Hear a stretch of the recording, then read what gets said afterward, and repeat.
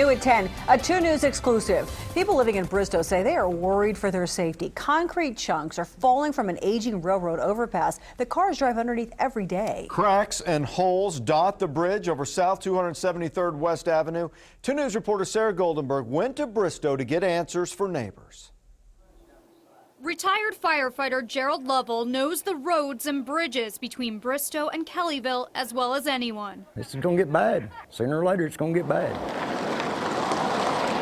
In the last few months, Gerald's watched his head every time he drives under this train overpass by his home. This is all concrete that has fell off and hit the ground. We're talking huge. These things have hurt somebody bad. Over the last 6 months, residents say conditions have worsened. ODOT says the state leases the bridge to Waco Company's Stillwater Central Railroad, and they're responsible for any repairs. I'm worried somebody's going to get hurt out here on this train track. I'm probably going to have a derailment. Gerald isn't the only one concerned. Other neighbors tell us when a train is overhead, they're worried about concrete chunks like this falling on top of them.